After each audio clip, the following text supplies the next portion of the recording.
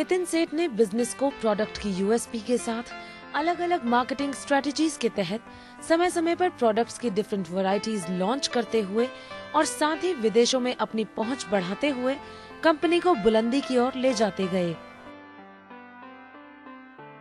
नितिन, मैं आपसे जानना चाहूँगा, क्या यूएसपी है आपकी टॉप्स की? बेसिकली हमारा USP is best quality products at affordable prices. ये क्वालिटी जो हम क्वालिटी अपनी दे रहे हैं, ये क्वालिटी वही है जो मतलब आप एक एमएनसी से कंपेयर करेंगे, पर हमारे प्राइसेस में फ़र्क है क्योंकि हम लोग के एक्सपेंसेस उस मुताबिक नहीं है जो कि एक एमएनसी के होते हैं। उस मुताबिक ही हमारे कुछ जो है प्रोडक्ट्स में कमी कुछ नहीं हम कहते हैं। क्वालिटी वाइज हमारा नंबर 1 है, रॉ मटेरियल से लेके मतलब पूरे प्रोडक्ट के एंड तक। हमारा जो R&D सेंटर है, उनकी शुरू से लेके आखिरी तक पूरी कोशिश रहती है कि प्रोडक्ट में कोई कंप्लेंट ना आए। तो किस तरह का उनका रिसर्च चलता है?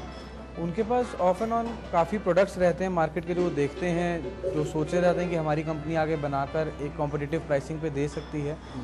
उनको वो लोग पिक करते हैं, उस पर वो लोग काम करते हैं। उसके अलावा जो हमारे अभी प्रोडक्ट्स हैं उन पे ऑनगोइंग एक वो रहती है चीज़ कि उसको कैसे सुधारा जा सकता है, उसके अंदर क्या चीज़ अच्छी करी जा सकती है। पैकेजिंग में कहें, हम प्रोडक्ट में कहें कि इसके अंदर कोई, जैसे अगर हमने अपने अचार हैं तो इसके अंदर पहले हम मस्टर्ड ऑयल यूज़ करते थे, जो कि सरसों का तेल जो नॉर्दर्न इंडिया में बड़ा प्रेफर करा जाता है। हमने जब महाराष्ट्र में लॉन्च करा तो हमने वहाँ के मुताबिक देखा कि वहाँ पे तिल का ऑयल चलता है, तो हमने पूरी रेसिपीज चेंज करके महाराष्ट्र के लिए तिल ऑयल में डेवलप करी, ताकि हमें वहाँ पे सेल्स अच्छी मिल सकें और वहाँ की हम क्वालिटी के मुताबिक चल सकें।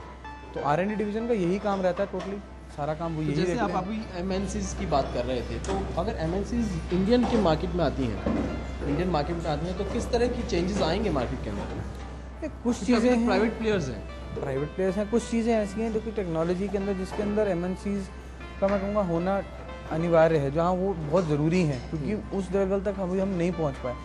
पर एक कॉटेज स्केल इंडस्ट्री जो कि अचार की है या कि फूड प्रोडक्ट्स की जो है, जिसके अंदर अगर एमएनसी आ जाता है तो एक इंडियन कंपनी के पास करने के लिए कुछ भी नहीं रह जाता जी। तो ये है। तो किस तरह की स्ट्रेटजीज आप अपनाते हैं अपने टॉप्स को आगे बढ़ाने के? ये हमारे पास, हम लोग नई मार्केट्स हैं जिनको हम एक्सप्लोर करते हैं, मार्केट्स के मुताबिक प्रोडक्ट को जो डेवलप करना है वैसे करते हैं। कुछ एक्सपोर्ट्स हैं जिनको हम देखते हैं, एक्सपोर्ट्स के अंदर हम नई कंट्रीज़ हैं, कुछ अब मॉल्स नए आए हैं, उनके अंदर हमें बहुत हैवी वॉल्यूम्स मिल जाते हैं। तो उस तरह से हम लोग अपनी मार्केट ग्रोथ रेगुलर बेसिस पे मॉनिटर करते हैं। We have our whole setup, पूरे हमारे पास काफ़ी ब्रांड मैनेजर्स हैं, MBAs हैं, जिनके जो रेगुलर मार्केट जाते रहते हैं, इसमें क्या चीज़ आगे और अच्छी करी जा सकती है। तो अगर बात करें लोकल प्लेयर्स की, क्योंकि बहुत सारे लोकल प्लेयर्स भी हैं अलग अलग स्टेट्स में, कितना फ़र्क पड़ता है एक नेशनल कंपनी को? नेशनल कंपनी को अब जैसे वैट के आने के बाद तो काफ़ी फ़र्क है हमें, क्योंकि अब सारे टैक्स स्ट्रक्चर जो है बराबर हो गए हैं, तो वैट आने से तो बहुत अच्छा ही है। वैट आने के बाद हमारा जो लोकल कंपटीशन है उसमें फ़र्क आया था, क्योंकि जो बहुत छोटे लेवल की कंपनी है जो सिर्फ टैक्स की चोरी की वजह से माल सस्ता बेचते हैं, जिसमें क्वालिटी कुछ नहीं होती, तो उन पर काफ़ी फ़र्क पड़ता है। तो उस वजह से हम लोगों को ग्रोथ मिलती है, जो कि एक नेशनल ब्रांड बनता है, नेशनल प्लेयर है।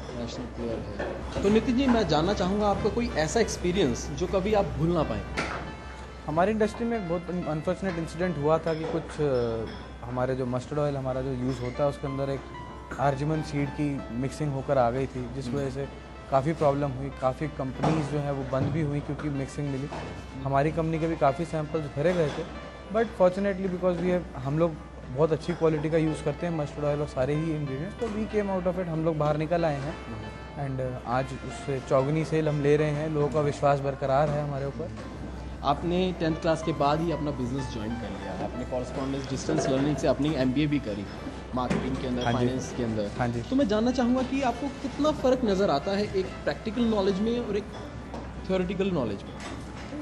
थ्योरेटिकल क्लासरूम में बैठ के पढ़ना एक बहुत आसान काम है, जिसमें आप पढ़कर बड़े अच्छे नंबर ले सकते हैं, पर प्रैक्टिकली आप अपना एक प्रूफ कर पाना एक बहुत डिफ़िकल्ट सब्जेक्ट है।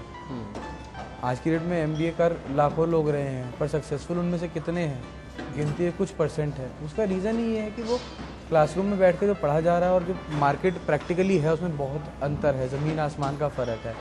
और मैं अपने आप को इस मामले में बहुत फॉर्चुनेट समझता हूँ कि मुझे एक ऐसी फैमिली, एक ऐसा बिजनेस अपॉर्चुनिटी मिली जहाँ मैं प्रैक्टिकली आगे आ पाया। जहाँ मुझे काफ़ी सपोर्ट मिली अपनी फैमिली की तरफ से, अपने जो कोलीग्स हैं उनकी तरफ से। मेरे को मौका दिया गया बार बार कि आप मार्केट जाएँ, आप फैक्ट्री में क्या इनोवेशंस करी जा सकती है, प्रोडक्ट्स क्या करे जा सकते हैं।